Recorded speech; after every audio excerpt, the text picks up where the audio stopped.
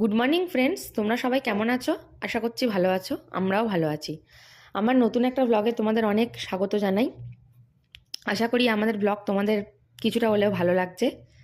তো তোমরা একটু পাশে থেকো, আমাদের সাপোর্ট করো। তো দেখো, আজ ছিল বৃহস্পতিবার, সকাল সকাল উঠে পড়েছি। বেশ রোদ ঝলমলে ওয়েদার, কি সুন্দর দেখো। তাই তোমাদের একটু বাইরেটা বেশ দেখালাম একটু আর কি, যাতে তোমাদেরও কেমন লাগে সেই জন্য। তো তারপরে বাসি কাজকর্ম সেরে টেরে নিয়ে,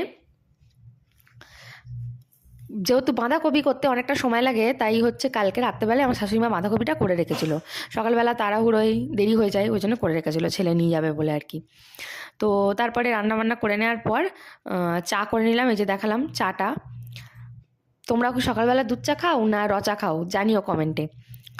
ব্যাস, তারপর চাটা খাওয়াটাও হয়ে যেতে স্নানটা করতে চলে গেলাম। স্নান টান করে নিয়ে, আজকে বৃহস্পতিবার তাই তো পুজোটা করতে বেশ সময় লাগে। তো এই যে লক্ষ্মীর পাঁচালি পড়ছিলাম, সেটা একটু তোমাদের দেখালাম। তোমরাও কি বৃহস্পতিবার লক্ষ্মীর পাঁচালি পড়ো? কমেন্টে জানিও। তারপরে ভাবলাম বেলার দিকে একটু পটল পোস্ত করি। তো তোমাদের কার কার পটল পোস্ত ফেভারিট? তো তাই জন্য তোমাদের একটু দেখালাম। এরপর দেখালাম শাশুড়ি মা আজকের কেক বানিয়েছিল। অনেকদিন ধরেই বানাবে বানাবে করছিল। তো আজকে হঠাৎ করে মা বললো আজকে তাহলে একটা কেক বানাই। তো আমি বললাম হ্যাঁ বানাও তাহলে, কেক ভালোই হবে। তো এই যে কেকের ব্যাটারটা বানাচ্ছে। অনেকে ব্লেন্ডার দিয়ে করে, আর মা তো বেশ হাত দিয়ে করেই বেশ কেকটা সফট হয়েছিল আর কি। আমি যদিও খাইনি, আজকে বৃহস্পতিবার ছিল, ডিম দেওয়া খাইনি, কালকে খেয়ে দেখবো। তো বাড়ির সবাই পুচকুগুলো, তারপরে তোমাদের দাদাভাই খেয়েছে, বললো ভালোই হয়েছে বেশ। তো এই যে দেখালাম তোমাদের কেকটা কেমন হয়েছে দেখো।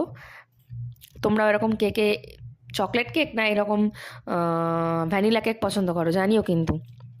তারপরে খাওয়া দাওয়া করে দুপুরবেলা ঘুম দিয়ে উঠে দুধটা গরম করে নিলাম।